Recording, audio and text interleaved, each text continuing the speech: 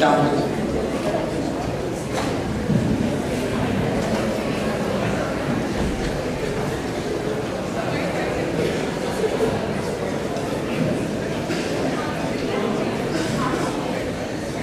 Kindly settle down at the back, please.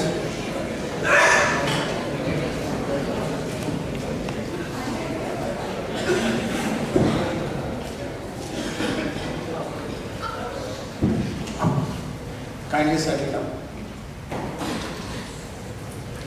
It's an honor for us today to welcome somebody who is very difficult for me to introduce. If I go into the normal introduction, it will be very long. The honors, the awards, the degrees.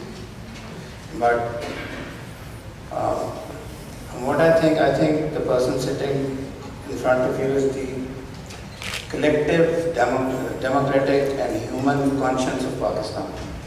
She alone personifies that. And this is not from today. This is a battle of more than 40 years. Those of you who are from the legal profession, and those of you who are not, would know that Yahya Khan's rule was declared, he was declared a usurper in a case which was Asma Jehangir versus the government of Punjab. And that petition was filed by a madam, and probably this is the only case in the history of Pakistan where a non-democratic person has been called that. She is a founder member of the Human Rights Commission of Pakistan, and she has been a street fighter throughout her life. When she entered her late teens, her father was arrested because her father was on the right side of the 1971 debate, whereas the government was on the wrong side. You studied that. And she fought her battle to release her father. And from then on to 1977, the 1980s against the youth ordinance and others. She was also one of those persons who tempered our fervor for the lawyers' movement by bringing realism into it. She was an ardent supporter, but she, even at that time, warned us that everything would not be set right and there were problems. She is an advocate of the Supreme Court of Pakistan, was in court all day today before she came to you. Honorary doctorate from Amherst College, Queen's University, Canada, Punjab University, and Kinnaird College. And she has taught at so many places, and she has held international affiliations in the Commission of Human Rights. She still does a special rapporteur on freedom of religion or belief in the UN. On the United Nations Commission of Extrajudicial Summary or Arbitrary Executions. The list is 2 pages long. These are international offices she is holding. She has won the Hilal Imtiaz in 2010, the Freedom Award, Sitara Imtiaz, and the awards are also very long. Ma'am, this is the 45th Common Training Program. I was telling ma'am that gradually in the past 2 years, we have an increase in female officers. She was extremely happy to hear that. And she was here, I think, ma'am, did you come? The 20 years pehle ke baad darmiyan mein, did you come? So she has come here and she has fond memories of this place. With that, ma'am, it's an honor for us if you could kindly address the comment.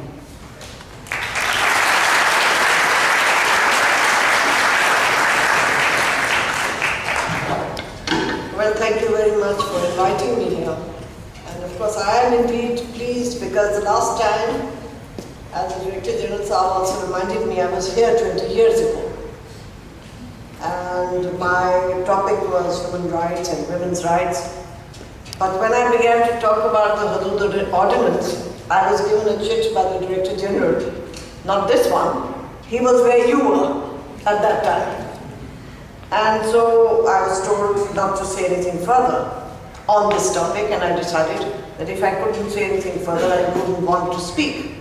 And this was a serious embargo on my freedom of speech. And if that people invited me, they should expect me to say what I have to say. Very happy to come today. The first thing I was told was, there are no red lines, I can say what I want to. And that just goes to show how far we have come, from 20 years to now. And it is no thanks to any political party, no thanks to any political leader, but it is the struggle of the people of this country by themselves. I also see that now, of course, you look very young. 20 years ago, I thought that people sitting there, myself, we were about not so much difference of age between us. But now I feel as though I'm talking to my grandchildren. And what is even better is that I see a lot of women today, and I'm sure that there will be more and more who will come into the bureaucracy to make it truly diverse. I myself come from a family of bureaucrats. All my mother's brothers and cousins and everybody was a bureaucrat. I have very fond memories of them, but I also recall that when my father was taken to jail, which was many times during his lifetime, our relatives stopped visiting us because their telephone numbers or calling us would be tapped and their car numbers would be noted. So, but when a political government came into being, we had relatives visiting us whom we didn't even know, because at that time they felt that perhaps my father would take some political office. But the minute a government changed, our relatives also disappeared. So I have grown up to see adversity. I have grown up to see a lot of my father's property taken away, acquisitions by the government itself. But what I have never seen is crying and wailing in the house because my father was arrested or because we had to sell our car and hire a tonga and go to school. Because I think these were done for a purpose. And that is why when many people ask me why I do what I do, it somehow becomes second nature. Sometimes it is difficult. And we were told that if you want to become an activist of the banner that we have, many of us, you have to be very thick-skinned. And now with the social media, I can imagine how thick-skinned one has to be if one has to talk about unpopular issues. But I must admit that the struggle of all the people that you have not seen or met have yielded results. The struggle of Faz Ahmad Faz, whom you hear now, but we never heard as a child. The struggle of Habib Jaleh, who we never heard on the national radio, till 1988 was the first time that Habib Jaleh was talked about on national radio. It has yielded result. The struggle of trade union leadership, the struggle of journalists like Misal Usmani. You have never met him, but I knew him. And he was the first journalist who went up to Zia-ul Haq and said, I will not listen to your lies because you are a dictator. And people actually shook because they thought something horrible is going to happen to him. And that is where he opened space for other journalists to speak up. So these are, for me, these are the small heroes. For me, the hero is not Tayyib al-Qadri or Imran Khan or Mr. Nawaz Sharif. They are there to lead the values that they have gradually brought into mainstream of Pakistan. And when I sometimes say our elders have told us to do this, it is these people that I refer to as our elders. And I have been very fortunate that I have been trained by them, brought up by them, and sometimes even kept on a leash by them.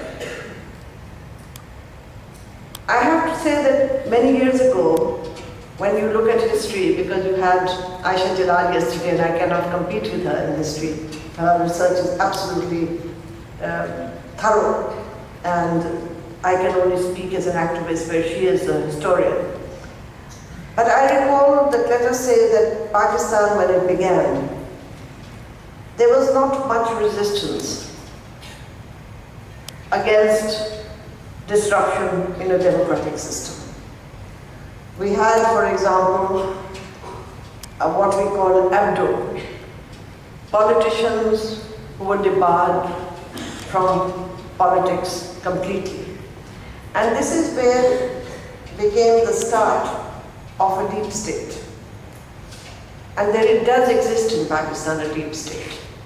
A deep state are individuals and institutions that click together to make parallel decisions. And these are not elected people. And unfortunately, at that time, the deep state had with it very senior civil servants as well. And it was one of the senior civil servants, Chaudhry Muhammad Ali, that gave out the theory that politicians were dirty, politics was rotten, and therefore we need to debar politicians from political parties and have non-political party elections, because you must have heard till Zia-ul-Haq's period, party-led elections was the fashion, because political parties were considered to be disruptive for society. We had the abdo, and abdo by itself gave a way out and created a vacuum for the deep state to create politicians. So if you look at the politicians of today, 90% of them have been created by the deep state. They are not politicians who have come as workers and have been able to rise up from the cadre to being politicians at the local level and the provincial level and then finally the national level. If you look at the 1985 assembly, for example, which was a hand-picked Majlis-e-Shura by Zia-ul-Haq, you will see that 90% of them are in some political party or the other and still in politics in Pakistan.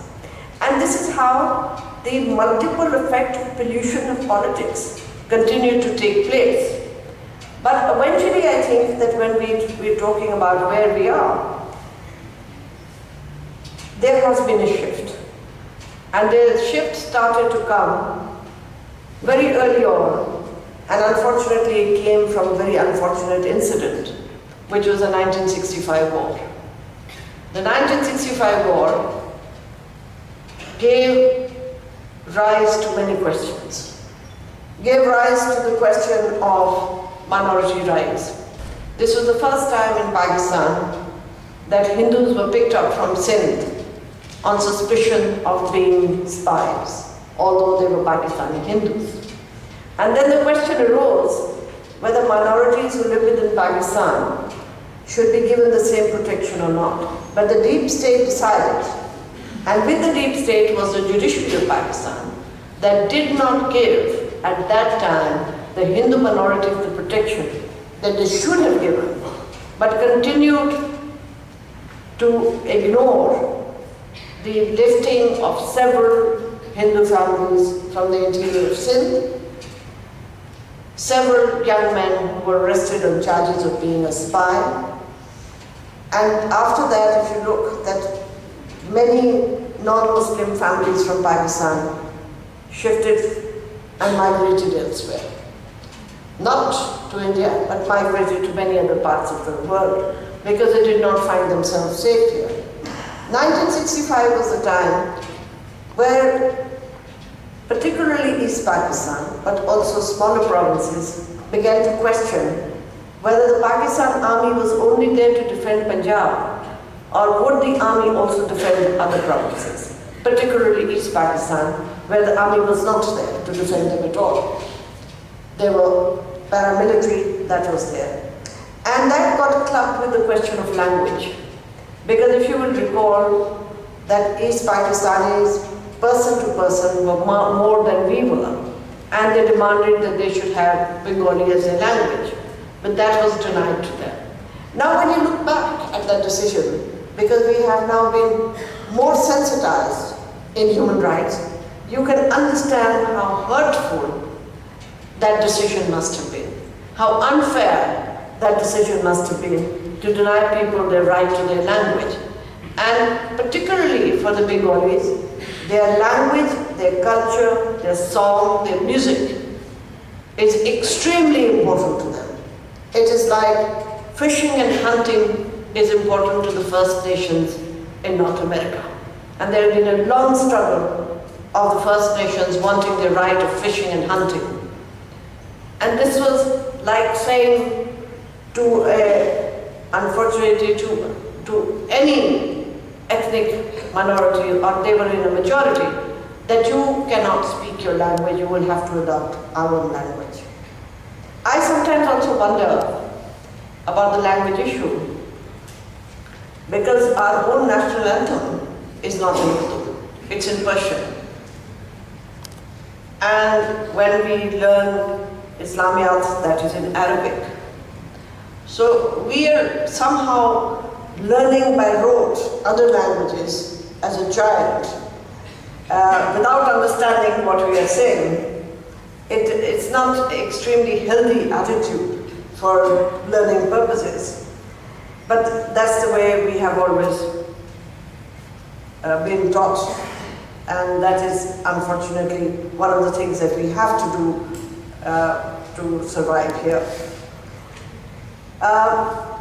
When I talk about Hebdo and the fact that 1965 war and the role of the judiciary as well as the deep state, you will see that gradually, during a period of time in the 50s, very early 50s, the deep state and the judiciary also come together. The Maulid Muslim case that took place in the 50s, where the assembly, the Constituent Assembly was dissolved, the federal court at that time, actually it was the Sindh High Court that said that the assembly was dissolved in an unconstitutional manner. But the federal court set aside the judgment of the Sindh court on the premise that the Sindh court did not have the powers of writ jurisdiction, because the law that was of writ jurisdiction had not been countersigned by the President of the Constituent Assembly.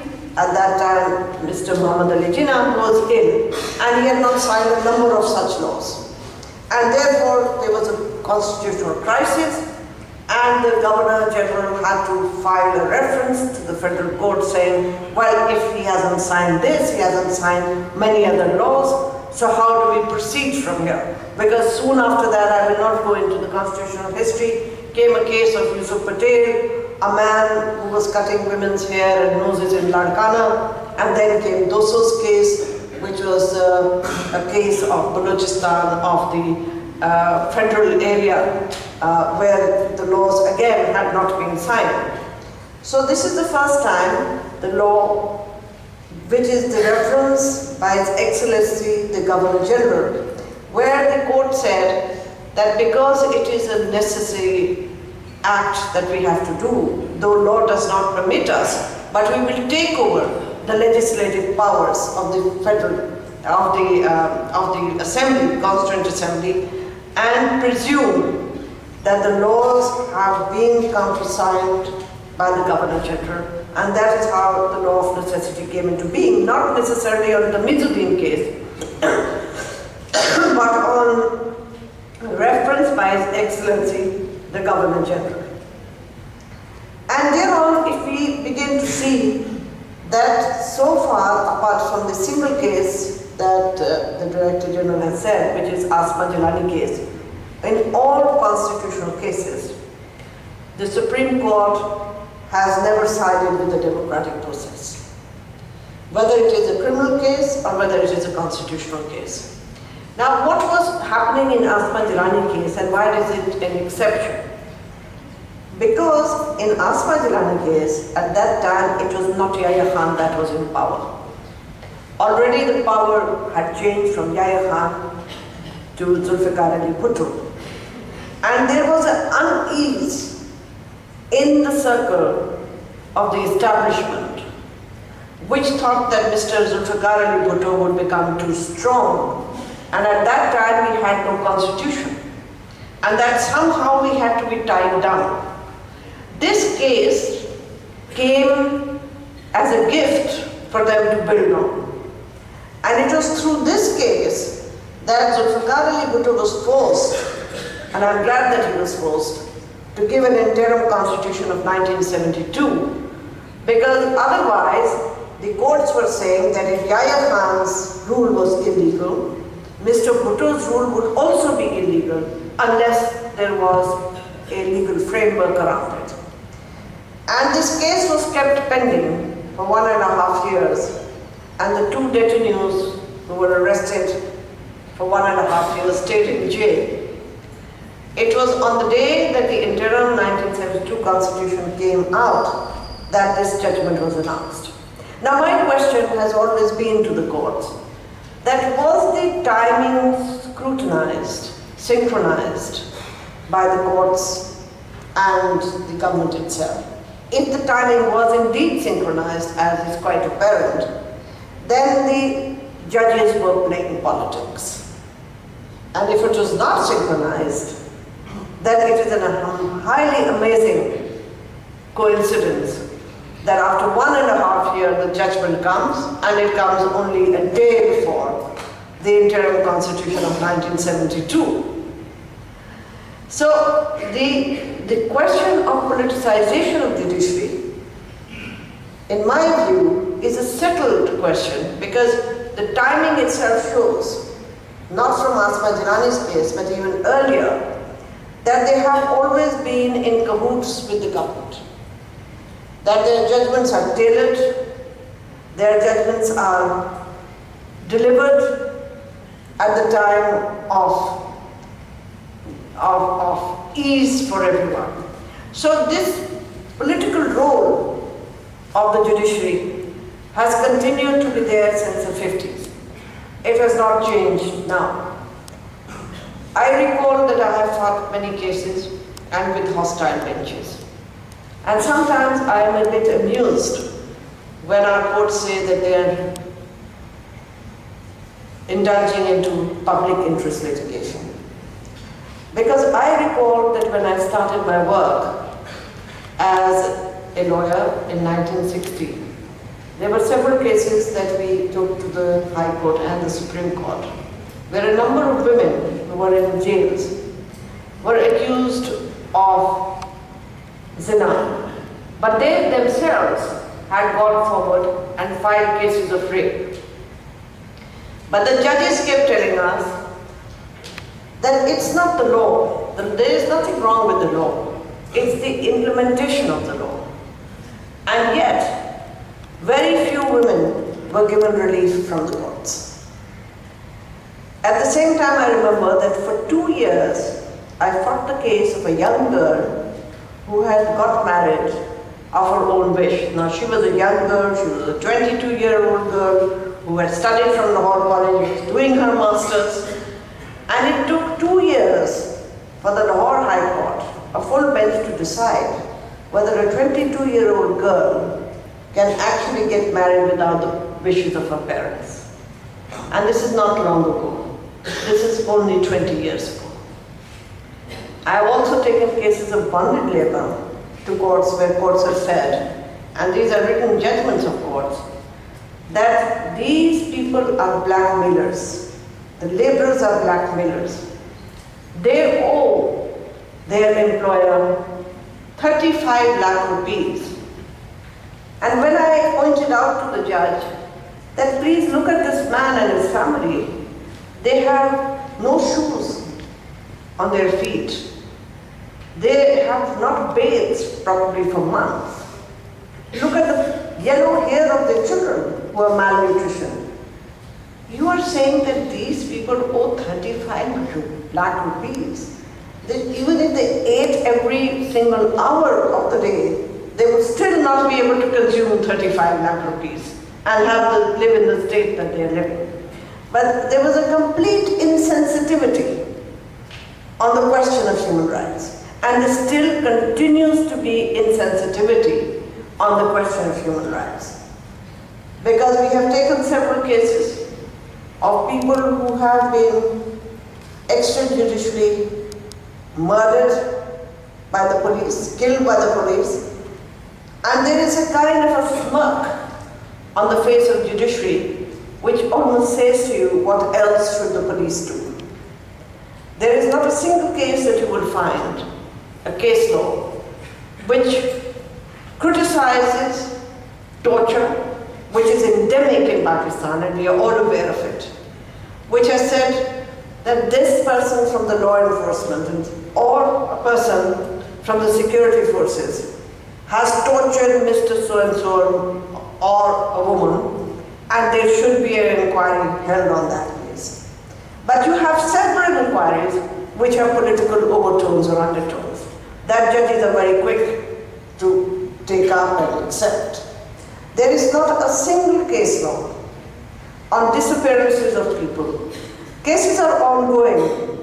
I have appeared perhaps 55 times or more in a single case of disappearance where several people came to court. They took the names of people who picked them up, all from intelligence agencies, and there were great announcements made from the bench, जिसे हम कहते हैं कि sensationalized ticker wale statements. Ticker statements were made. We will make sure that nobody in Pakistan is hurt.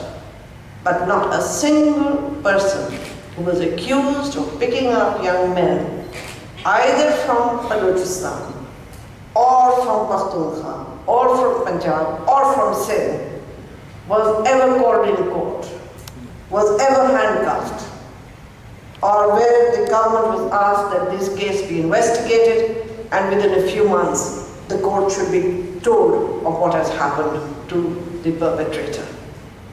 So in my view, when I look at human rights and a democratic system in Pakistan, while the people of Pakistan are running ahead, the institutions are crawling behind.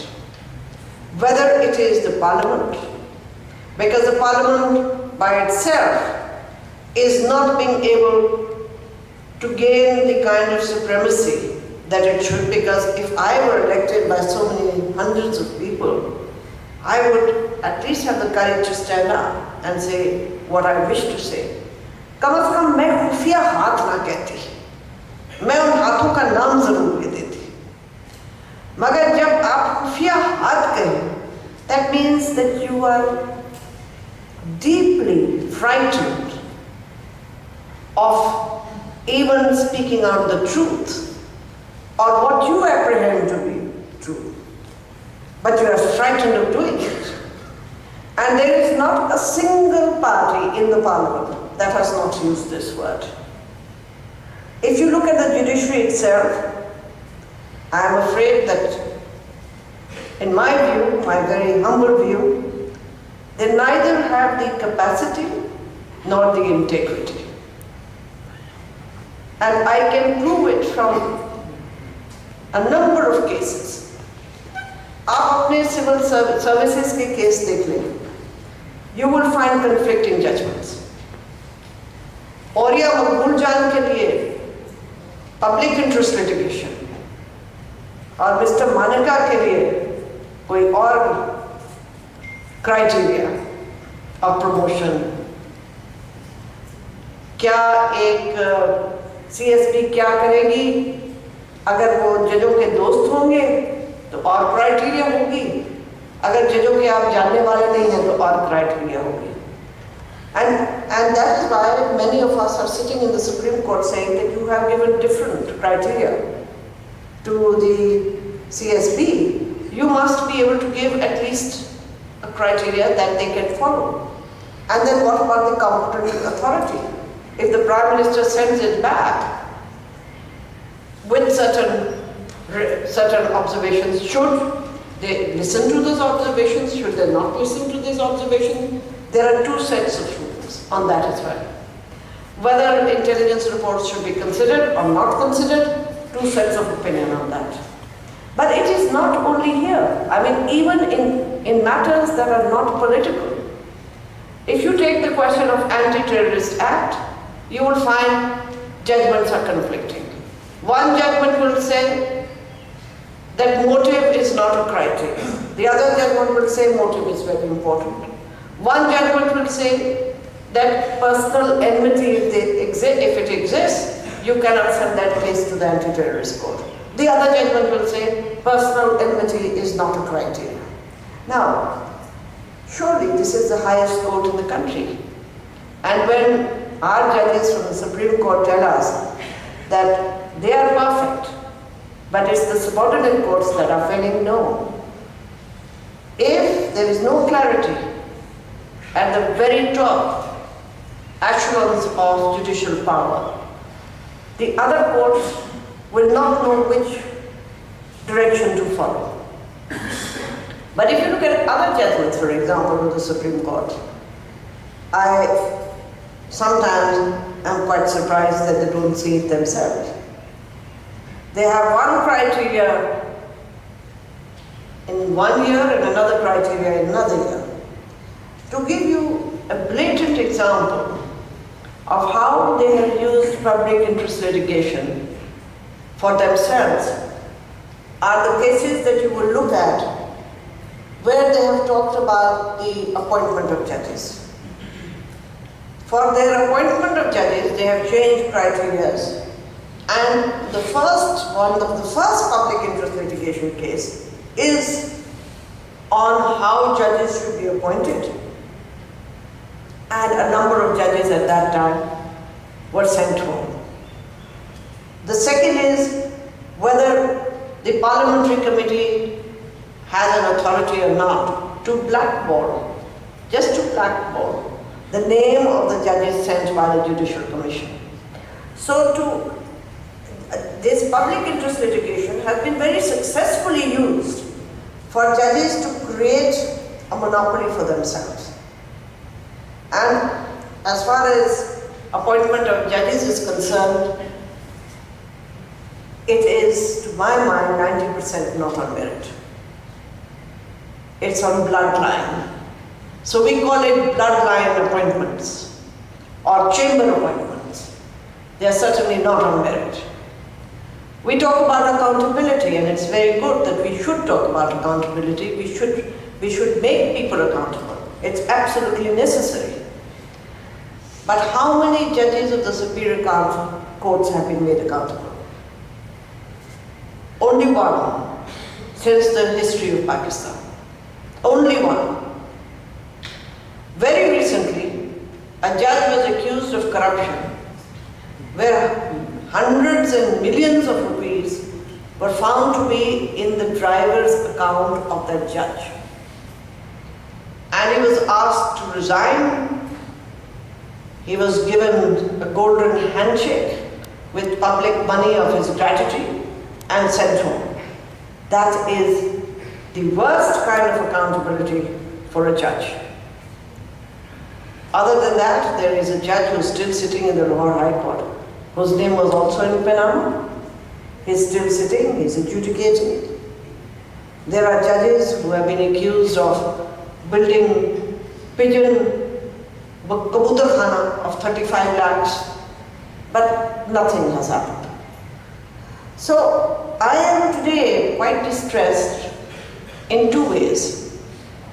I am of the firm opinion that democracy can only thrive and survive in a society where rule of law is also strengthened. If the backbone of democracy is, if democracy lives in the parliament, its backbone is the judiciary. No parliament can excel unless you do not have an independent judiciary. But on the other hand, I also find myself feeling very positive because this is the first time in the history of Pakistan where I do not hear anyone say, let's bring in the military because only they know how governance is to be done. Because people in Pakistan have realized and learned that governance cannot be done in a militarized fashion. Governance means your and my opinion. And we can have a poor leader, but we also must have the power to change that poor leader. And that is the basic criteria of governance. Democracy starts with an electoral process, but it certainly doesn't end with an electoral process. That electoral process must be respected, but with it accountability, with it rule of law, and this is why we need an independent judiciary. We all know our politicians, not just our politicians, excuse me, everybody at the upper echelons of most institutions would be perceived to be corrupt. Everybody. It is not my and your job to bring them to accountability. It is the judges who should bring them to accountability. Now when I am told that Mr. So-and-so is corrupt, what were you doing for 20 years? Why were you sitting on cases of Mr. So-and-so for 20 years? It was not the ordinary man on the hall road who was sitting on these cases. It was certainly not us. So a trial should be held of those institutions that actually sat on those cases for 20 years and did nothing about it, rather than just simply accountability of one person. So I think that now time has come where we have to be able to say to our institutions that if you, by saying the time has come, where we have to really say to the institutions that either you have an independent rule. When a cycle of democracy, and if a cycle of democracy starts in Pakistan, then the 300 odd parliamentarians that are there will not be tempted time and again to run from Islamabad to Apara or to Pindi. Because they will know that if we have to come back to politics, it's only through this cycle. So वो जो लोटागिरी है, उसको खत्म करने के लिए ये cycle का यकीन बनाना जरूरी है, ताकि आपके यहाँ जेन्युइन पॉलिटिशियंस पैदा होंगे। आज जेन्युइन पॉलिटिशियंस ना पैदा हो सकते हैं और ना होंगे, क्योंकि अगर मैं पॉलिटिशियन या आप पॉलिटिशियन बनने को जाएंगे and you are not going via Apara, believe me that they will paint you as though you have horns on your head. अब मुझे आप बताएं कि बहुत सारे लोग जब इनके साथ जाते हैं, जब वो एस्टैब्लिशमेंट के होते हैं, वो नीट एंड क्लीन होते हैं, उनके खिलाफ कोई आर्टिकल नहीं निकलता, उनके खिलाफ कोई करप्शन के स्कैंडल नहीं निकलते, वो पक्के मुसलमान होते हैं, पक्के पाकिस्तानी होते हैं। जब वो इधर से उधर चले जाते हैं तो इनका ईमान भी खतरे में पड़ता है, उनकी पेट्रियोटिज्म भी खतरे में पड़ती है, और उनके खिलाफ कई चीजें फिर बार-बार निकलती हैं। So my question is that we are politicizing corruption. I am not saying corruption does not exist. I am not saying that politicians are not corrupt. But what I am saying is it's a politicization and selective accountability of only those people. And why of those people? Because they have decided not to walk hand in hand with the establishment. And therefore you have to marginalize that deep state. आज अगर आपके साथ judiciary नहीं चल रही तो वो इसलिए क्योंकि हर जज के फायदे हैं, और इसलिए वो चलने के लिए उनमें वो हिम्मत नहीं है. But they will have to make up their minds whether they want to go with democratic Pakistan or they want to go with a Pakistan that has and creates continuously vacuums. And my young friends, when you create vacuums in a country like ours, you get Faisalabad. And we all know the story behind it. So इस मुल्क में आप vacuum, जब political vacuum create करेंगे, you will be doing yourselves the worst favor ever. मैं इस चीज़ पे and करती हूँ कि I went to, in my UN capacity, to Afghanistan and I went also to Democratic Republic of Congo. दोनों जगह civil war थी, अभी एंड हुई थी। मुझे मेरे सिस्टर ने पूछा, miss Jahangir, which is worse? And I had to think very hard and I said Afghanistan is worst. Why? I said for two reasons. One, they had taken away their culture. जिस society से हम उसका culture ले लें, उसकी language ले लें, जैसे कि उन्होंने नॉर्थ में, जो नॉर्थ में वहाँ पे दरी बोलते हैं, दरी बोलना बंद करवा दिया था, उनका म्यूजिक ले लें, बिल्कुल उनको कल्चर से ख़त्म करते हैं। और दूसरा, उन्होंने पॉलिटिकल पार्टीज ख़त्म कर दी थी। और जब वापस भी यूएन आई थी, they were not in favor of building political parties in Afghanistan. So I said, building Afghanistan will take longer because NGOs cannot run countries. It has to be political parties. And when you looked at people in Afghanistan, believe me, they had vacant eyes. When you looked at people in Democratic Republic of Congo, they were angry. The Afghans were not even angry. They were angry. But they had retained certain cultural norms for themselves. And because they had political parties, they probably had a better start than Afghanistan. मैं इसलिए आपसे ये बात कर रही हूँ कि ये जो पुरानी थियरीज है, politics is divisive, political parties नहीं आ सकती, पॉलिटिकल पार्टीज के बगैर कोई सिविलाइज्ड सोसाइटी नहीं चल सकती। And it is only politicians that will eventually have to, with your vote, with your guidance, with your accountability, will have to make very strong decisions. अब आप ये कह लें कि हम पाकिस्तान हैं, पैरानोया कर लें कि हम खतरे में हैं, हर इंसान हमारा दुश्मन है, और अपने झूठों में खुद यकीन कर लें, that is a death wish. I think what Pakistan needs is working relationship with its neighbors. What Pakistan's need is not smuggling that goes into a few pockets. It needs trade.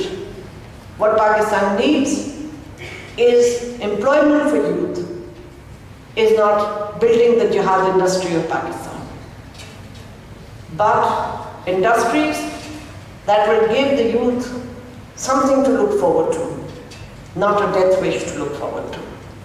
And I hope that in your capacities, because you are going into very important positions, that you will be able to stir the country into a more progressive direction. I have to tell you that in Commonwealth we did a report on democracy, deepening democracy, and one of the aspects of deepening democracy was the capacity of its civil service, which is extremely important. So, young men and young women, the future is in your hands, not ours. हम तो अब departure line में बैठे हैं, अब आपकी arrival का इंतजार है. Thank you very much.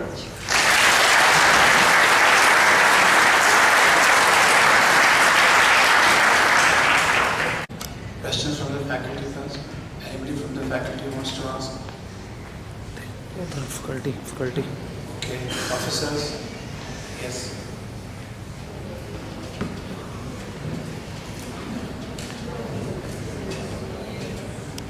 Ma'am, I'll be posing two questions to you. The biggest takeaway of my law practice at Lahore High Court is that rule of law is different from the rule of men because the former provides a measure of certainty. However, legal certainty appears to have been the biggest casualty of the brand of jurisprudence that has emanated from the Supreme Court in the last couple of years. We don't know which provisions of the Constitution are to be treated as standalone dictat and which provisions of the Constitution are to be read alongside subsidiary legislation. We don't know which cases are to be taken up by the Supreme Court to the exclusion of all of the courts and tribunals, and which cases will fall within the domain of the High Court and the Election Commission of Pakistan. There is no clarity on which omissions will be termed as benign and which omissions will be termed as dishonest. There is ambiguity on when the Supreme Court will don its inquisitorial robes and when the Supreme Court will employ adversarial proceedings. Now the question, coming to the question is, do you think that legal certainty has been sacrificed at the altar of judicial populism? And second, very brief question.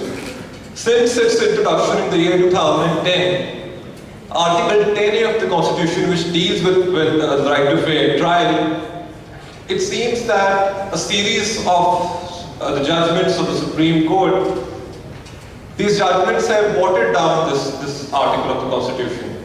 So much so that it has been almost rendered obsolete, or in law as we say, a dead letter. You go through the judgments of the Panama Papers case, the Imran Khan case, Jehangir case, you'll be startled to see that the Supreme Court does not even contemplate whether Article 184(3) ought to be construed any differently post Article 10A. Coming to the question.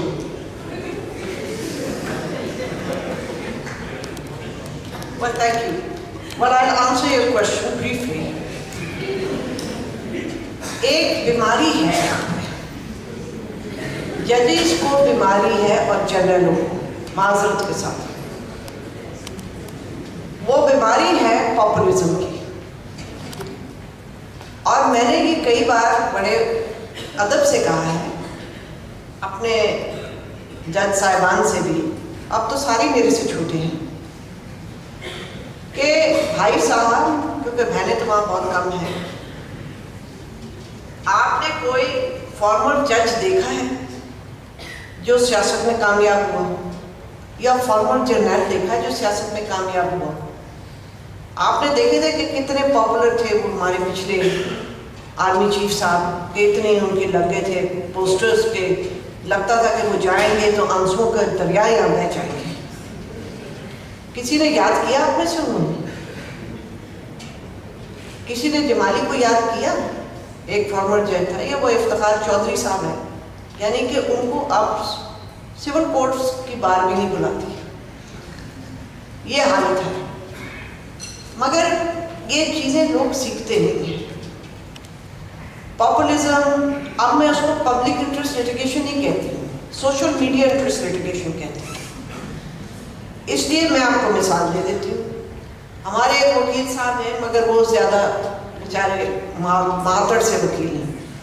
उनके बच्चे की लड़ाई हो गई और उसने बड़ा जुल्म किया एक बच्ची के साथ, उसको मारा वारा, और वो लड़की सोशल मीडिया में गई और उसका केस जो है उन्होंने कहा जल्दी करो और फट इसको सजा दो।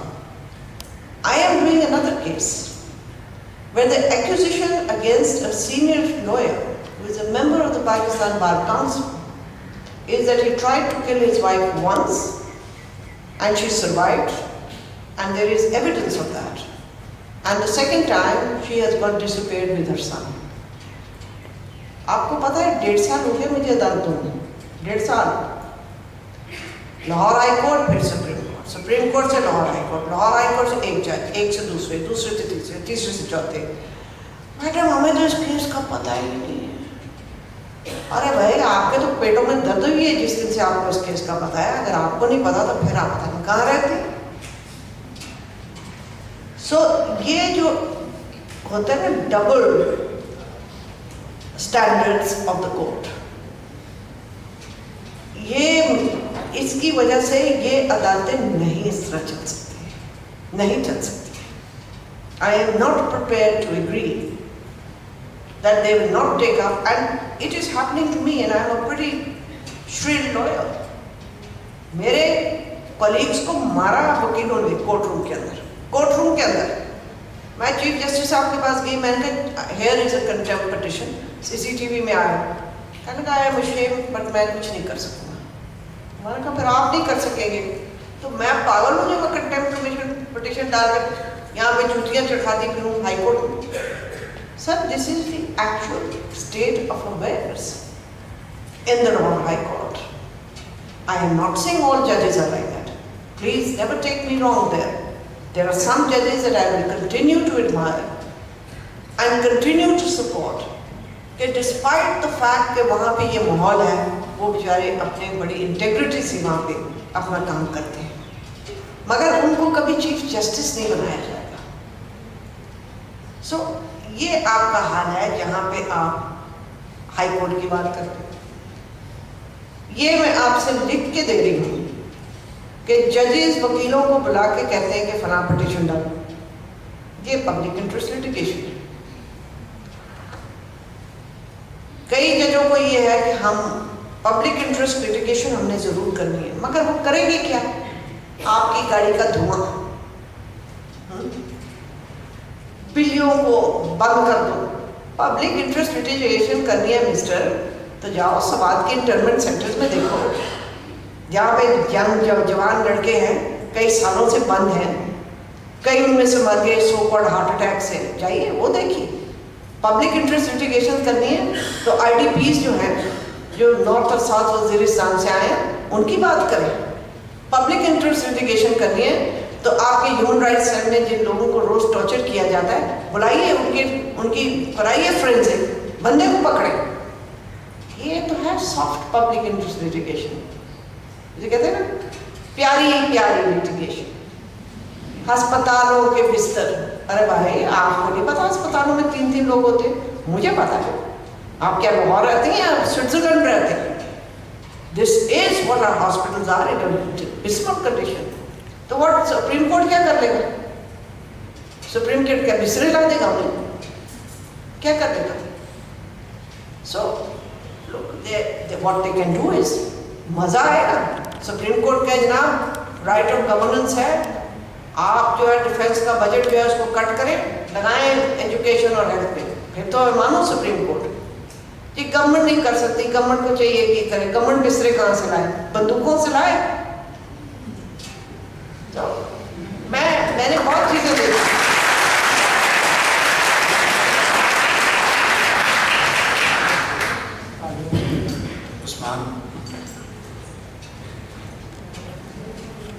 It is a basic human rights issue. Thank you. If you ask me personally, I think what is happening in the Indian Heritage Kashmir is horrible. I was there myself when that young man Wani was murdered, and I could feel कि कुछ होने वाला है. My heart is out to them. But when we set up the Human Rights Commission of Pakistan, there was a long debate about it. And the debate was such that if we start to talk about, say, of any other issue other than within Pakistan, तो हमारी government यही चाहेगी कि हम उन्हीं की बात करते हैं, यहाँ की बात छोड़ दें। दूसरा, फिर अगर हम इंडियन हेल्थ की बात करेंगे तो फिर आज़ाद कश्मीर की भी बात करेंगे। जब आज़ाद कश्मीर की बात करेंगे तो फिर हम इंडियन एजेंट्स बन जाएंगे।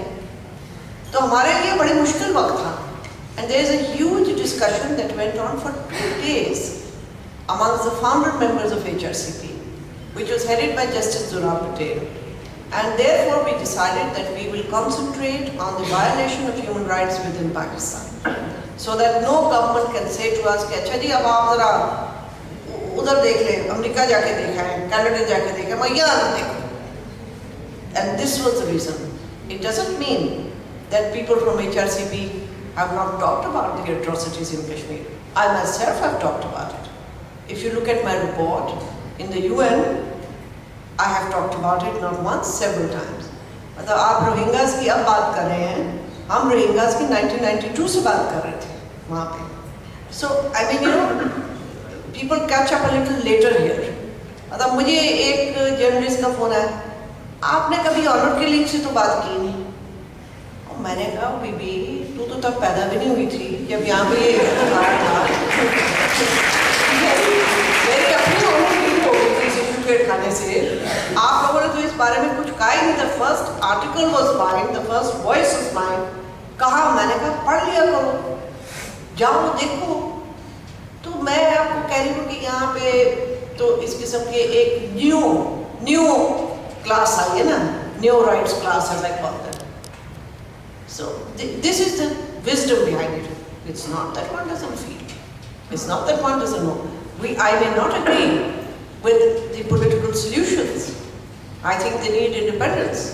वो खुद independence मांग रहे, मैं कौन नहीं तू जबरदस्ती मेरे पास आ जाए। So we are playing the same thing as the others are. So I mean, it's not that. This is the reason.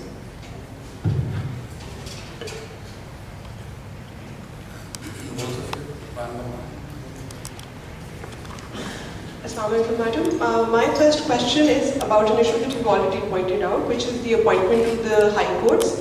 You've already hinted that the process is problematic. So if you could please enlighten us how to improve this process so that nepotism and favoritism is not a part of the system. And ma'am, the second question is about the lawyer activism. We've seen lawyers locking up judges in their resting chambers and locking up civil servants. What should be done to restrain this and to ensure that a proper code of conduct is followed? Thank you. You know, I'm very glad that you asked both these questions. But to add to your one question, I think it was asked here, but I didn't answer. हमारा ये भी ख्याल है कि public interest litigation जो 184(3) में आए, उसकी एक राइट ऑफ अपील होनी चाहिए. Not review but right of appeal. And unfortunately हमारी पार्लियामेंट जो है ना, ये उठती तब है जब इनको पीछे से डंडा पड़ता है. कब से हम इन्हें कह रहे हैं कि भाई ये काम कर लो, तो नहीं करना नहीं है. जब इनको डंडा पड़ता है तो ये कह रहे हो मैडम तुझे ठीक कह रहे हो. अब आपने मुझे कहा अपॉइंटमेंट का, बहुत अच्छा ये अपॉइंटमेंट का किस्सा चलता रहा. अल जिहाद केस में जजों ने अपने लिए ही बना लिया कि हम ही हम. पहला वाला भी गलत था कि एग्जेक्टिव सिर्फ अपॉइंट करती थी, दूसरा वाला भी गलत है. आप यकीन करें, जजों के साले, जजों के दामाद, जजों के हर किस्म के रिश्तेदार वहाँ पे आए. आप वहाँ देखेंगे ना तो वहाँ पे सबका DNA एक ही. तो इसलिए बड़े जब हमारी मूवमेंट हो रही थी तो मैंने उस वक्त अर्ज किया अपने दोस्तों से, तारिक महमूद साहब और मैंने, कि इस वक्त हम इकट्ठे हैं तो हम एक खुद फार्मूला बनाएं जो कि हम पास करें और जजों को इस दफ़ा मना लें कि वो हमारे फॉर्मूले से मानेंगे. तो हमें कहा गया कि आप मूवमेंट को तोड़ना चाह रहे हैं शायद, चलिए नहीं बने. अब ये है कि जुडिशल कमीशन है. जुडिशल कमीशन में ओवरवेलमिंग तो जजेस हैं, सिर्फ हमारा एक रिप्रेजेंटेटिव होता है. वो जो मर्जी कहे, they can not under the rules, जो उन्होंने रूल्स खुद बनाए हैं जज साहिबान ने, रूल्स के अंदर सिर्फ चीफ जस्टिस जो है वो नाम रिकमेंड कर सकता है. सो बाकी जो कमीशन में लोग बैठे हुए हैं वो तो सिर्फ कह सकते हैं ये बंदा ठीक है या नहीं. और अगर वो कह दें कि ये बंदा ठीक नहीं, वो कहेंगे कि ठीक है वोट करा दो, बिकॉज द मेजॉरिटी आर जजेस. तो वो कोई आप बेशक कहते रहे और हमारे मेंबरान जाके कहते हैं, मगर they are not listen to. फिर वो नाम जो जजेस साहब देते हैं वो जाता है पार्लियामेंट्री कमेटी के पास. The only way that the parliamentary committee can stop is to blackball a person. वो recommend नहीं कर सकते, वो किसी को कह नहीं सकते बनाएं. जजेस के नाम में से वो कह सकते हैं कि इसको ना बनाएं क्योंकि इसका ये मसला है. मसलन उन्होंने एक रोका और वो जज साहब अब कन्फर्म्ड हैं, उनके पास नेशनल टैक्स NIT वो जो होता है टैक्स NTN नहीं था. यानी कि उन्होंने आज तक टैक्स नहीं दिया था. जब वो जज बने उसके बाद उनका NTN बना है. वो अब जज हैं, इज ए कंफर्म जज of the Lahore high court.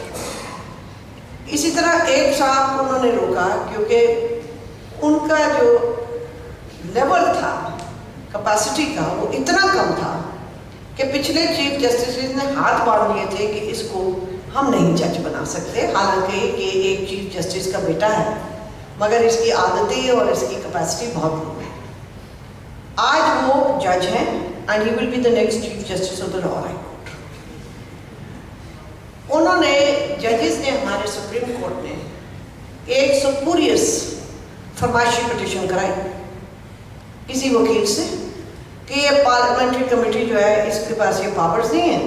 उन्होंने कहा जी हाँ ये पावर्स नहीं है, जजों को कंफर्म किया जाए. तो अपने ही जजमेंट पे बैठ के उन्होंने उनको कंफर्म कर दिया. So now the parliamentary committee also जो छोटी मोटी को ब्लैकमेल कर सकते थे वो भी नहीं है.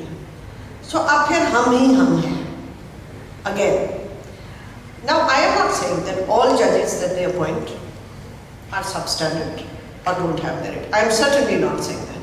But what I am saying is कि वो आपके सामने एक मुरब्बा रखते थे और उस मुरब्बे में सारे अपने ही होते हैं नीचे करके वो 2-4 रख देते हैं ताकि लोग शोर ना करें। And it is a barter. Chief justice supreme court के इतने लोग हैं, फलां जज के इतने लोग हैं, चीफ जस्टिस हाई कोर्ट के इतने लोग हैं, प्यूनी जज के इतने लोग हैं, चलो 2 इनके भी ले लो। ये इस तरह जजेस आपके अपॉइंट होते हैं माजरत के साथ। तो अब मैं तो इस मामले में इतनी दुखी हूँ कि मैं ज़्यादा बात नहीं करती हूँ क्योंकि बड़ी बुरी लगती है हमारी जज साहिबान, मगर दुखी मैं बहुत हूँ क्योंकि मैं समझती हूँ कि अगर हमारे मुल्क की जुडिशरी ठीक हो जाए ना तो बहुत काम जो है वो तेज़ हो जाएगा। ये कहते हैं कि नीचे करप्शन है, नीचे जजेस हैं, मैं समझती हूँ हमारी सबऑर्डिनेट जुडिशरी लाख दर्जे ऊपर वाली जुडिशरी से बेहतर है।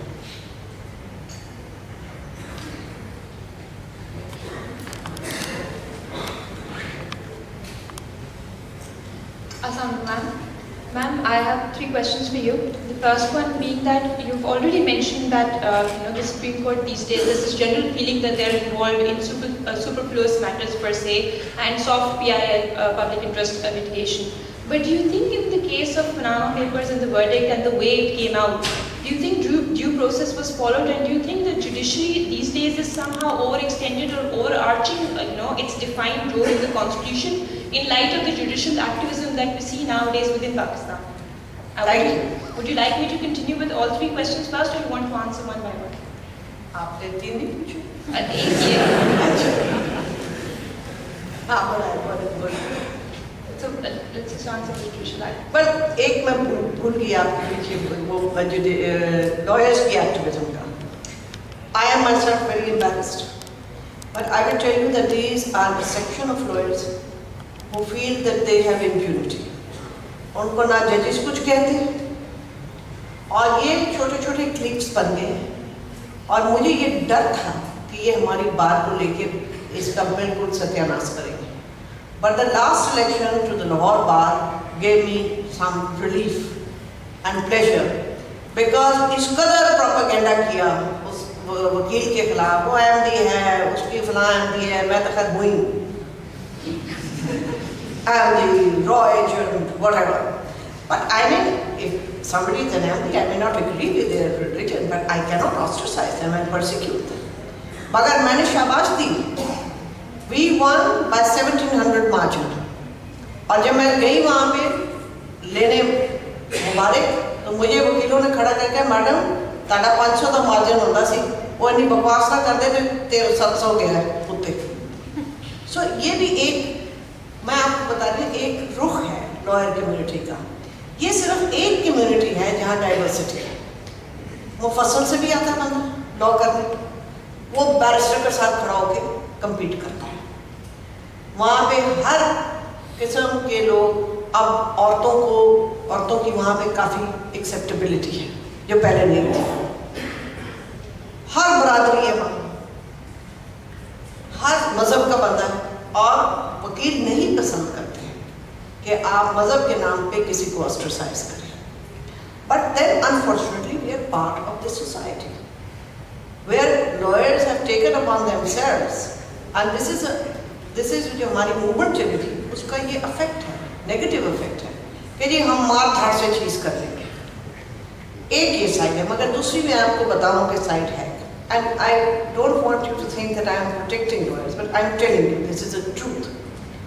जिस बदतमीजी से वकील के साथ बात होती है जज की, वो बदतमीजी मेरे साथ नहीं जज करेगा, मगर एक वकील जो कि नया लॉयर आया है, देखिए डिग्निटी हर एक की बड़ी होती है।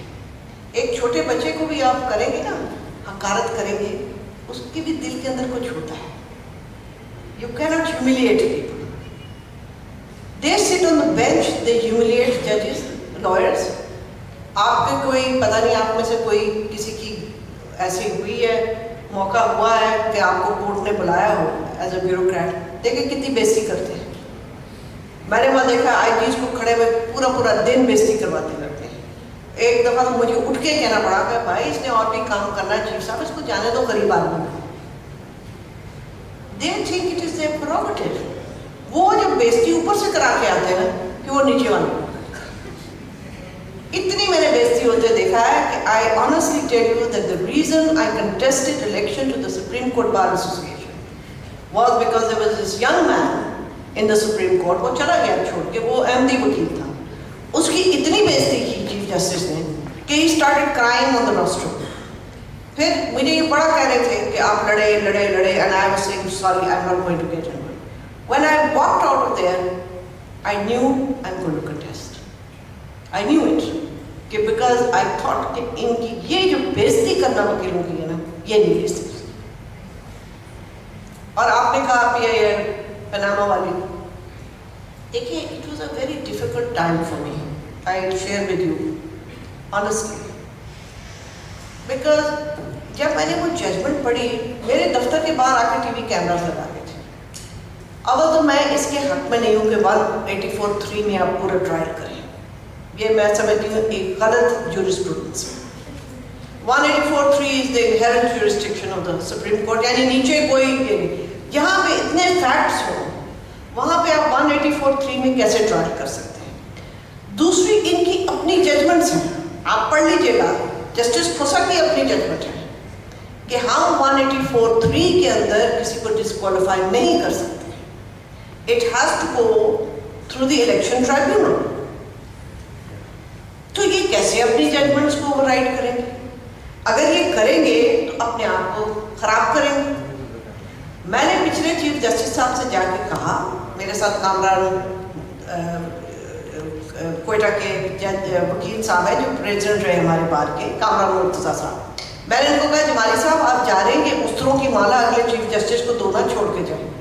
नहीं मैडम नहीं, आप फिक्र ना करें. मैंने कहा एक ये जजों की अकाउंटेबिलिटी और एक ये पनामा. नहीं मैं आपको देख के जाऊंगा. वही हुआ, वो दो उस्तरों की माला छोड़ गया इनके लिए. They did know how to handle it, because ये जजेस बड़ी जल्दी ऊपर आए हैं, क्योंकि इफ्तिखार चौधरी साहब ने 150 जज तो निकाल के बाहर किया था. अगर ये अपने टाइम से आते तो ये अभी नए जजेस होते सुप्रीम कोर्ट के. ये तो आए जैसे फुल स्पीड ऊपर आ गए हैं. अब जब फुल स्पीड आते हैं तो मैं ये अब आपको नहीं कह रही, मैं बार में ये कई दफ़ा कह चुकी हूँ, जजों को बात पहुँच चुकी हुई है, मैं इसको टेडी बॉय सुप्रीम कोर्ट कहती हूँ. क्योंकि एक विजडम भी होती है सुप्रीम कोर्ट के अंदर. आप कह दो मैं बाबा राम थी, कोई जबरदस्ती लोग मानेंगे तो होंगे ना, जबरदस्ती तो नहीं हो सकती. But there is a statesmanship even in the judiciary. You acquire it over the years. वो नहीं है. इफ्तिखार चौधरी को अब जो मर्जी कह दें, he knew how to handle things. बेड़ा का तो वो कर गया जुडिशरी का, but he could get away with it. They will not even get away with it. मेरे दुख ये है that they will not get away with it, although they are nice people, they will not get away with it. अब आप देखें कि पहले 184(3). दूसरी बात यह है कि अगर पनामा पेपर्स के केस के अंदर ये केस दे जाते हैं नैब को और एक स्पेशल प्रोसिक्यूटर लगा देते, I would have had no problem with it. I would have said okay, it's done.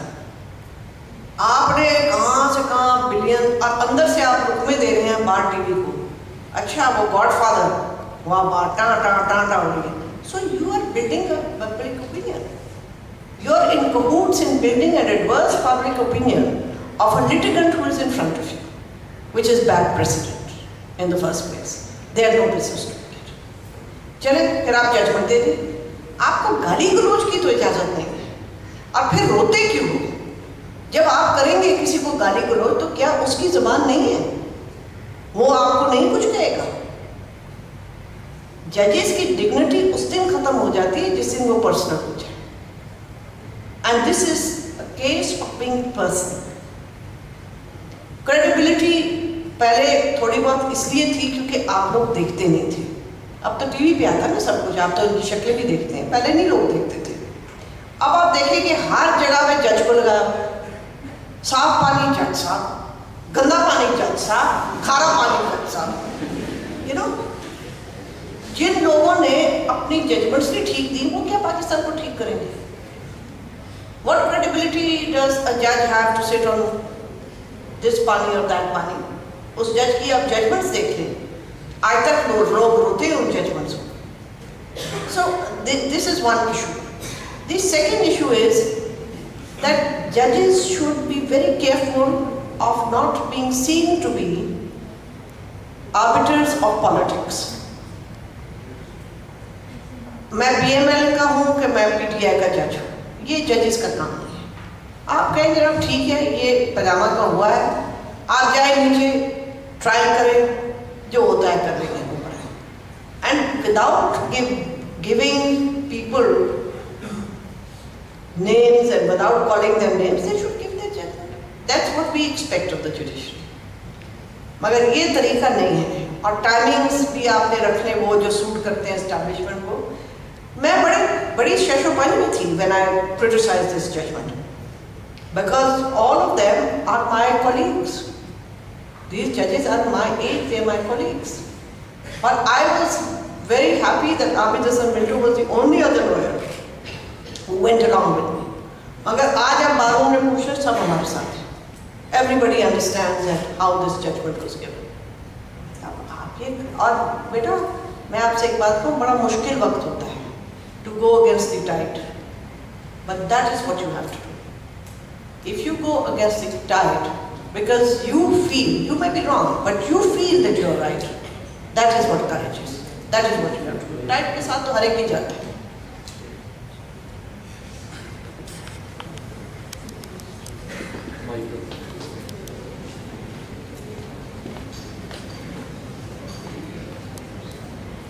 Madam, thank you very much for this plenary lecture, and agreed, you have rightly mentioned that it is responsibility of the judiciary to ensure the accountability across the board. But do you think, it's my perception, कि हमारे मुल्क में district administration और police में बड़े पैमाने में reforms की ज़रूरत है, क्योंकि the common man of the country जिनका डेली का जो वास्ता है वो इनसे पड़ता है, और we have witness of many cases as in Qusur happened a couple of weeks ago कि पुलिस ने FIR registered नहीं की.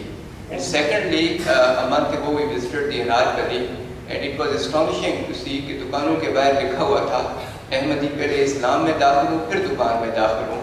When there is national action plan in this country, what is the district administration and police is doing? Or it is the primary responsibility of the police and district administration to secure and safeguard the rights and the life of the people of this country. इसमें क्या reforms के लिए कैसे की जा सकती है और किस तरह इनको अकाउंटेबल बनाया जा सकता है ताकि आम आदमी को ज़्यादा से ज़्यादा सिक्योर किया जा सके. Thank you very much. नहीं, आप बिल्कुल सही कह रहे हैं, पुलिस की रिफॉर्म्स की ज़रूरत है, और मैंने देखा है पुलिस बेहतर भी हुई है over the years. Over the years there has been a change, but we still need more reforms. We need more reforms in the administrative group as well.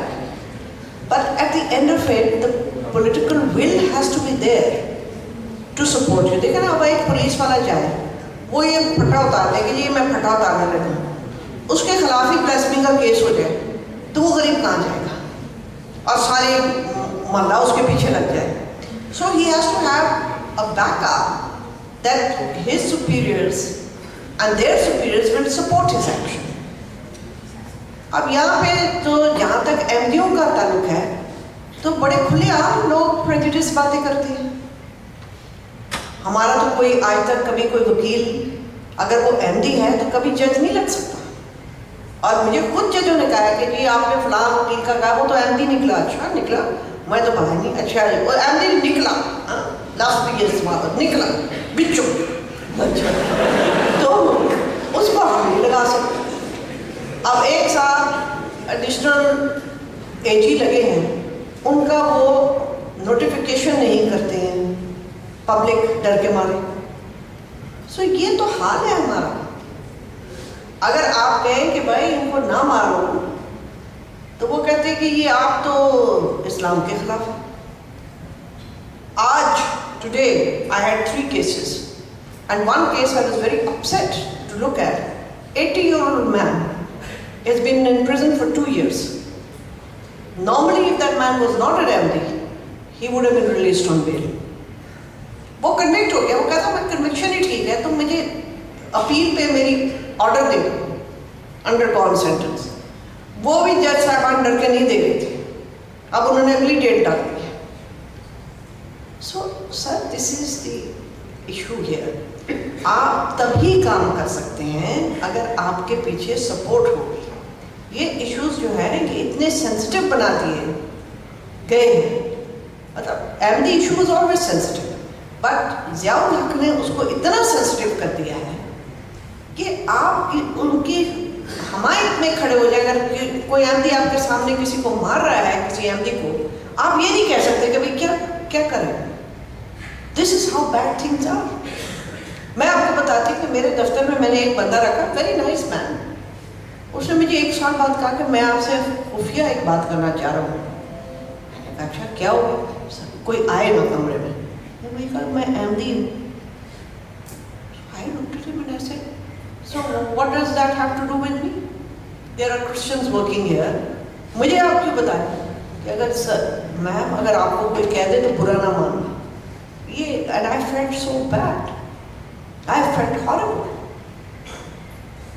And what I can tell you, अगर आपको या आप में से कोई अगर है MD, I really sympathize with you. I don't know कि आप अपने बच्चे कैसे स्कूल भेजते कि खुदा न खास्ता उसके बच्चे के मुंह से कुछ निकल जाए। उन्होंने किया मेडिकल कॉलेजेस में लड़कों को और बच्चों को बाहर निकाला। So I hope that you will be in your own capacity be fair to anyone. You don't have to agree with their religion, you should not agree with their religion, मगर एक इंसान होने का तो हक रखते हैं वो।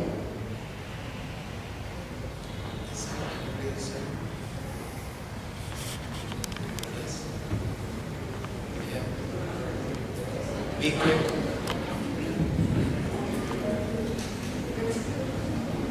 Assalamualaikum ma'am. Ma'am, your services for the protection of human rights and democracy are quite offending. Fact is that when military intervenes, it violates our legal and constitutional rights. But history of Pakistan is witness to the fact that when our democratic rulers come, they violate our economic and social rights, and our human rights activists are silent to speak against these types of governance. Why? देखिए मैं आपसे कर्ज करती हूँ कि human right activist चुप नहीं रहते हैं, सोशल इकोनॉमिक राइट्स के ऊपर भी हम बोलते हैं। कल भी बोले थे, आज भी बोले, ऑरेंज ट्रेन का भी केस हमने किए थे। मगर ये अगर आप कहें कि हम उनके ऊपर बोलते बोलते कंडोन करें मिलिट्री एक्शन, वो नहीं हो सकता। अगर आप ह्यूमन राइट्स कमीशन की रिपोर्ट्स देखें, it has been as thick in every government, उसकी थिननेस या थिकनेस में कोई कमी नहीं आई है। But we also understand the fact that the government has a right to prioritize how it spends. अब मेरे हिसाब से नवाज शरीफ की स्पेंडिंग जो है वो गलत है। This is my view, but then I'm not elected. मुझे उसकी गवर्नेंस का स्टाइल नहीं पसंद है, मैं उसको वोट नहीं दूंगी, मगर मैं उसको डिक्टेट तो नहीं कर सकती। मैं उसको अपोज कर सकती हूँ, मैं उसको क्रिटिसाइज कर सकती हूँ, और अगर कोई करप्शन करे वो और वो आ जाए और वो सामने आए तो obviously we will criticise it. मगर हम घर बैठे को तो लोगों को करप्ट नहीं कह सकते ना। एक ह्यूमन राइट एक्टिविस्ट में और एक खान में फर्क होता है। हम जब तक कोई कन्विक्ट ना हो, हम कह सकते हैं allegedly, we will say allegedly, we will say information says this, but we can't give a sweeping statement to say all bureaucrats are corrupt, all police officers are corrupt, all politicians are corrupt. ये नहीं हो सकता।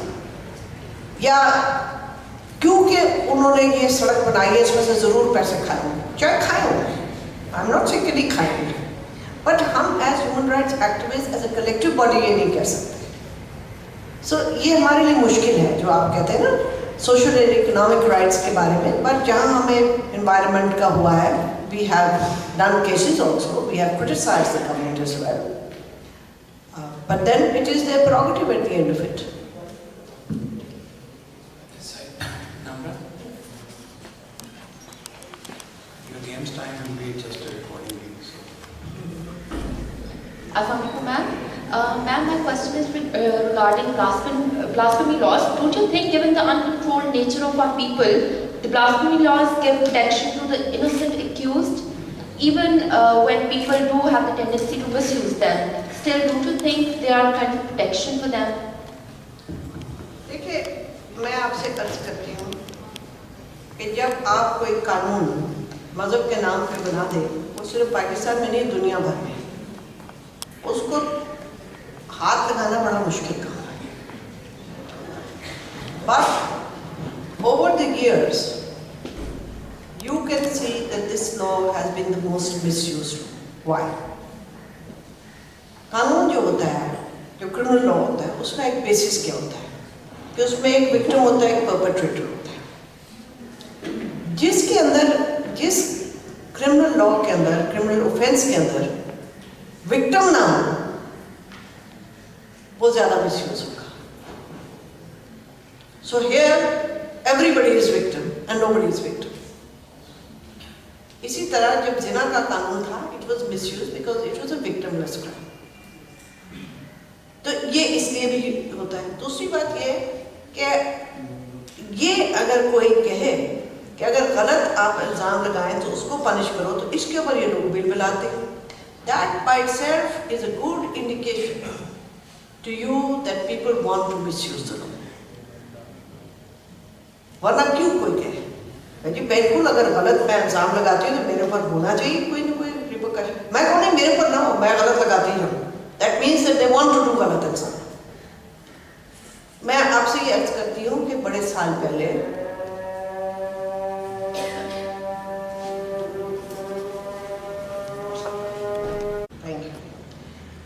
क्योंकि मुझे कहा गया कि कोई रेड लाइंस नहीं है, मैं आपको ये अर्ज करना चाहती हूँ कि पहले इस कानून के आने से पहले जो सज़ा थी वो 3 या 4 साल थी, कुछ इसी तरह थी. और एक वुमेन्स एक्शन फोरम में एक मीटिंग हुई जिसके अंदर मुझे भी बुलाया बोलने के लिए. खालिद इसहाक साहब एक बड़े रिनाउंड इस्लामिक स्कॉलर और लॉयर थे कराची के, वो भी थे, और फेडरल शरीयत कोर्ट का चीफ जस्टिस आफ्ताब हुसैन भी थे पैनल पे. और एक साहब का मैं नाम भूल गई हूँ, मगर वो ज़ियाउल हक के एडवाइजर टू इस्लामिक अफेयर्स थे. वहाँ पे एक बहस हो गई इन्हीं कानून के ऊपर, और कोई ऐसी बात हुई नहीं which was in any way, not forget about derogatory, in any way criticism of Islam. हम घर आ गए. एक दिन मैंने अखबार में पढ़ा कि एक खातून नामी आपा निसार फातिमा ने कहा है कि उस महफिल में मैंने कोई ब्लास्फेमस बात की. I thought it will go away because I had not said anything. It blew up to a point that the 1985 National Assembly passed a unanimous resolution that I should be put to death. Did you know this? Yes. Believe me, I had sleepless nights. तब सिर्फ PTV होता था, शुक्र है. और वो वहाँ लगा हुआ. मैंने रातों रात अपने बच्चे शिफ्ट किए, मैं पूरी रात नहीं सोई, मैं बड़ी परेशान रही. वो भला वो दूसरे दिन सुबह आफ्ताब ये जो हुसैन थे और अपना खालिद साहब थे, दोनों ने बयान दिया कि भाई हम भी वहाँ थे और वो ज़ियाउल हक के उसने भी. हमने तो कोई ऐसी बात सुनी नहीं, आप कौन सी बातें कर रहे हैं. अच्छा, नेशनल असेंबली में जो हमारे दोस्त बैठे हुए थे, जितने भी लोग थे, मैं तो उस दिन गई नहीं, मैं तो उस दिन गया नहीं. मैंने कहा फिर कोरम कैसे पूरा हो गया. आप जरा इमेजिन करें how horrible it is for the person. Believe me that अगर लॉयर कम्युनिटी मेरे साथ खड़े होती और ना करती, और शुक्र है कि एक खातून जिसको कहते थे कि तेरे बड़े पिट्यूटरी ग्लैंड्स हैं, she was always very intense, उसने टेप किया हुआ था पूरा, उसके काम आ गया उससे पिट्यूटरी ग्लैंड हमारे. वो हमने टेप जो है इंक्वायरी बनाई, उसने ज़्यादा रखने, हमने वो टेप वहाँ पे दाखिल करा दी. पर आप ज़रा इमेजिन करें कि क्या रोंगटे खड़े होते हैं. You have no imagination. I thought they will kill me, they will kill my children, they will kill everyone. This is how frightening these things are. उसके बाद मैंने एक केस किया 3 लोगों का, और वो भी इस तरह के HRCP से वो गए गुजरांवाले वहाँ पे जेल में. तो वहाँ एक बच्चा इनको मिला, वो 11 year old. उसने कहा कि वो औरत एक है आसमा जहांगीर, मिलियाँ प्रिजनर्स बताते हैं, वो कहते हैं वही तुम्हारा केस लेगी, तो उसको मेरा केस दे दो. इस तरह वो केस मेरे पास आया. 11 year old child accused of blasphemy. What he has done, the prosecution said we can't tell you. So they can't tell us what he said.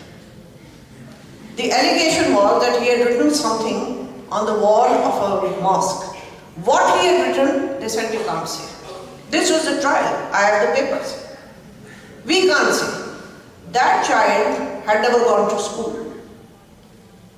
तो वो क्या लिख सकता था जो बच्चा स्कूल ही कभी नहीं किया. और मैं आपको बताऊं कि उस बच्चे की मैंने बड़ी भाग दौड़ करके बेल कराई. बेल जब कराई तो वो मेरे दफ्तर आया. मैं आपको ये जो बात बता रही हूँ, believe me, honest to goodness, this is the truth, and I've repeated this several times.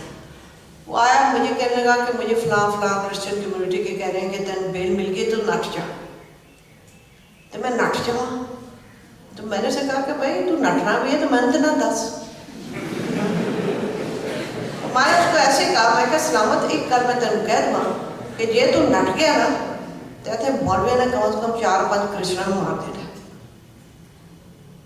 बैठा रहा मेरी लाइब्रेरी में, उठ के दफ्तर चली गई, अपने कमरे में दफ्तर में आया ठक. कहना फिर जे 4-5 होर ही मरेंगे तो मैंने ही मार छड्डा. He did not go away. This was the character of an 11-year-old child. And at that time when he went away, I thought to myself, this child is worth defending.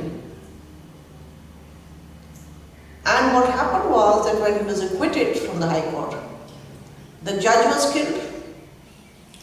The judge was killed. People came to kill me and my children. They came to our house with knives, with guns, with tapes, with ropes. और मुझे उन्होंने कहा कि आप ये cases नहीं लेंगी. मैंने कहा मैं ये केस लूंगी और जरूर लूंगी. Because if I say to myself that I am a human rights activist, then I must prove to be a human rights activist. और अगर मैं 11 साल के बच्चे की जान बचा सकती हूँ, जिसकी ये थी कि मेरे बंदे ना मरे मैं ही मर जाऊं, तो मुझे इससे बड़ा एजाज नहीं चाहिए कोई.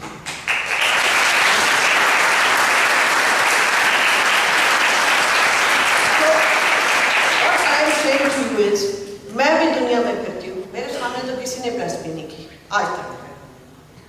शायद आप लोगों के सामने किसी ने की. तो ये क्या वजह है कि मौलवी के सामने लोग जाके करते हैं? मेरा ये सवाल है. Then you know how many people are arrested because they are mentally challenged people? They have spent months in jail. और कहाँ से जाके उनकी छुड़ाई होती है? सुप्रीम कोर्ट से. मैं आपको केसेस दे सकती हूँ. तो इसलिए देखें, जब कोई रिलीजन इंसानियत के खिलाफ नहीं है. मैं समझती हूँ कि मैं मुसलमान हूँ, मैं नहीं समझती कि मेरा रिलीजन इंसानियत के खिलाफ मुझे बहकाता है या कहता है कि उसके. मेरा रिलीजन कहता है आपने इंसानियत को बचाना है. मैं अपने आप को एक उस मौलवी से बेहतर मुसलमान समझती हूँ जो एक बच्चे की जान के पीछे पड़ा है. So I am not apologetic about it.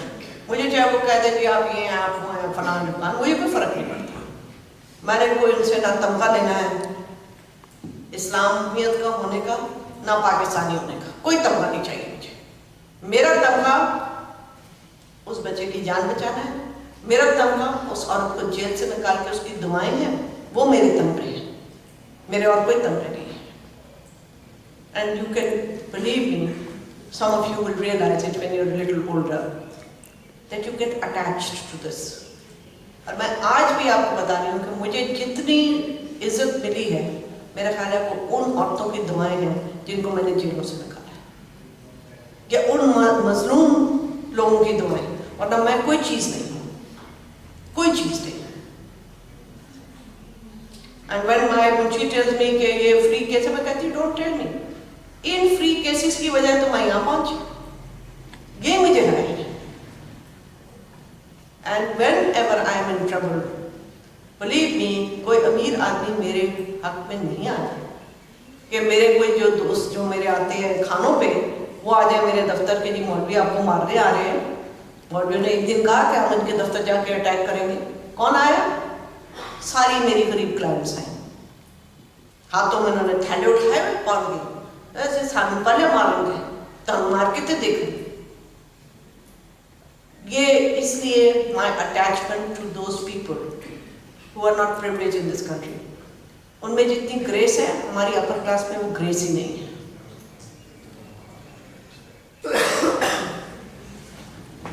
I think we should close the session now. Ma'am, thank you very much. The episodes of courage that you have told us, I did not know many. So thank you for coming here today, enlightening us, and someday we will have a vote of thanks. It's been an honor for us to do.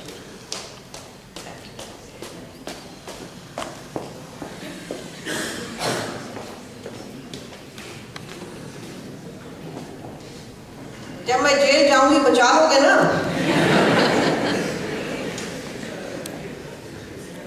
Madam, my name is Gurjleen Zafar, and now I request our worthy director to please give a shield of appreciation to our honorable guest.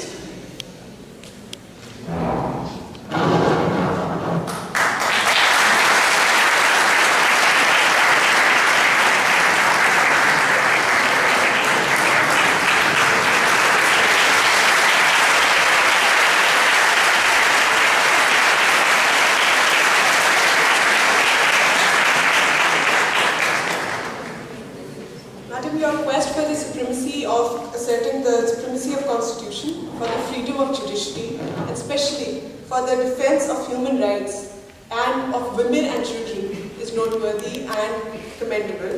On behalf of the Director General of Civil Services Academy, Director CTP, and probationers of the 45th Common, I'd like to extend our warmest gratitude to you for coming and delivering such a candid and enlightening talk. Thank you so very much. I now request the House to please join in this congratulation.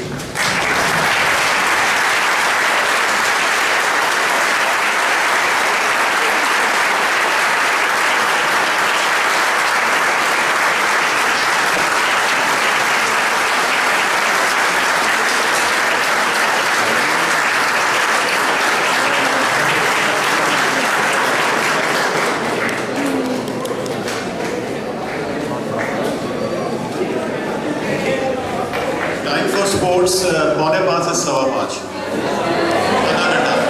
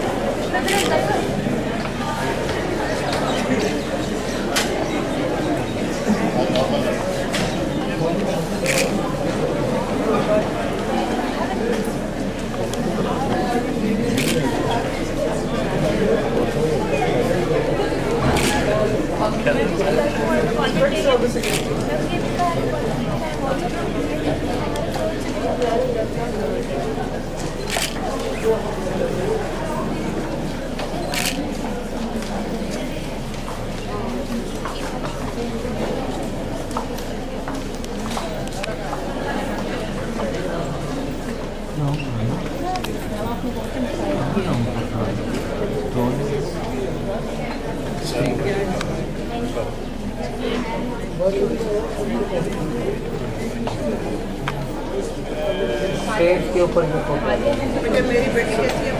नहीं state पर है